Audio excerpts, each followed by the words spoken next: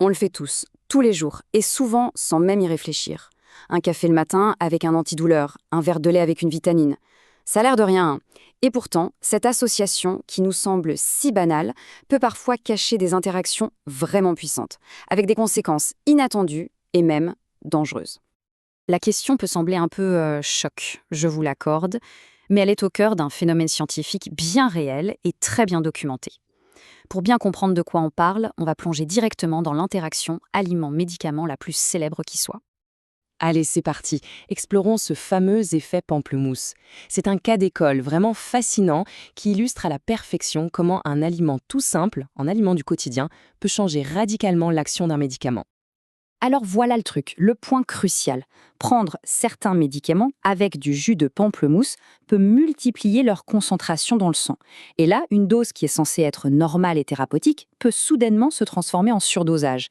Mais comment c'est possible ça? C'est simple, en fait, le pamplemousse sabote le système de nettoyage naturel du corps pour ce médicament précis. Ce phénomène, il porte un nom. C'est une interaction médicament-aliment, ou IMA. Et attention, il ne s'agit pas seulement du pamplemousse, beaucoup d'aliments peuvent jouer sur l'efficacité ou au contraire sur la toxicité de nos traitements. Pour vraiment comprendre le mécanisme, on va utiliser une petite analogie. Imaginez que le corps est une sorte d'usine de traitement des médicaments, une usine ultra sophistiquée. C'est vraiment là que tout se passe. Cette usine, elle est située principalement dans le foie, mais aussi dans la paroi de l'intestin, qui est un peu notre première ligne de défense.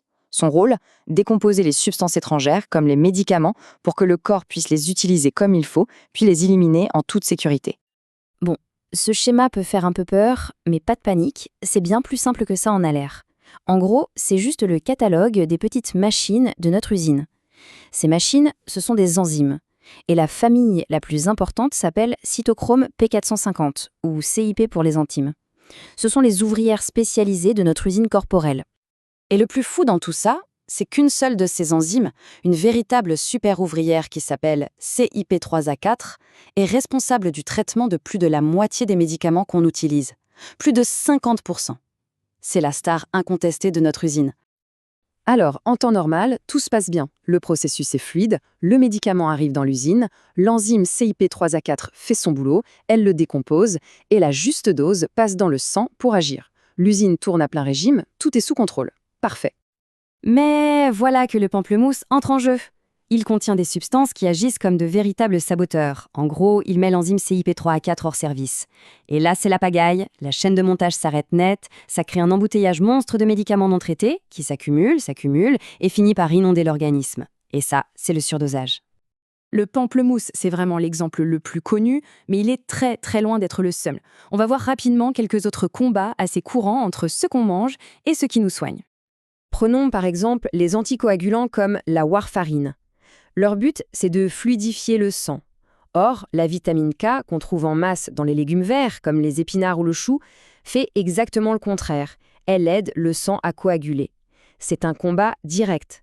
L'aliment vient littéralement annuler l'effet du médicament. Et ça augmente le risque de formation de caillots. Imaginez la situation. On suit un traitement antibiotique, mais ça n'a pas l'air de fonctionner. L'infection est toujours là. La cause pourrait être beaucoup plus simple qu'on ne l'imagine. Et oui, le coupable, ça peut être un simple verre de lait. Le calcium des produits laitiers peut carrément s'accrocher à certains antibiotiques, comme les tétracyclines. Ils forment avec eux un bloc si solide que l'antibiotique ne peut tout simplement plus être absorbé par le corps. Résultat, il est éliminé sans jamais avoir pu faire son travail. Alors ça, c'est un cas historique, l'effet fromage. Certains anciens antidépresseurs, les IMAO, bloquent une enzyme qui régule la tyramine, une substance qu'on trouve dans les aliments fermentés comme le fromage ou la charcuterie. Sans cette enzyme pour faire le ménage, la tyramine s'accumule et ça peut provoquer une crise d'hypertension absolument foudroyante. Et pour la surprise du chef, la réglisse. Oui, la réglisse. Consommée en grande quantité, elle peut faire grimper la tension et faire chuter le potassium dans le sang. Alors, si une personne est déjà sous traitement pour l'hypertension ou le cœur, la réglisse va non seulement aller à l'encontre du médicament, mais en plus, elle va aggraver le risque de problèmes cardiaques. Bon, face à toute cette complexité, on se demande où trouver une information fiable.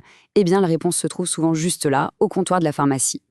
Et cette citation, elle résume tout parfaitement. Les conseils d'un pharmacien, ce ne sont pas des opinions en l'air, non. Ils sont basés sur des connaissances scientifiques solides, et leur seul but, c'est d'assurer la sécurité et l'efficacité d'un traitement. Alors, concrètement, Qu'est-ce qu'on peut faire pour gérer ces interactions?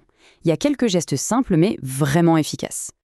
L'idée, ce n'est pas de tout apprendre par cœur, mais plutôt de développer une sorte de conscience du risque. Les réflexes clés sont simples. Lire la notice, toujours. Poser des questions précises à son médecin ou son pharmacien. Privilégier un grand verre d'eau pour prendre ses médicaments. Et surtout, communiquer. Ne jamais partir du principe qu'un produit naturel est forcément sans danger et toujours signaler le moindre effet qui semble bizarre ou anormal. Et tout ça, ça nous amène à une dernière petite réflexion. On a exploré la partie la plus visible de l'iceberg. Mais au-delà de ces exemples bien connus, on peut se demander quelles autres interactions plus subtiles entre ce qu'on mange et notre environnement influencent discrètement notre santé chaque jour. La question, elle reste ouverte.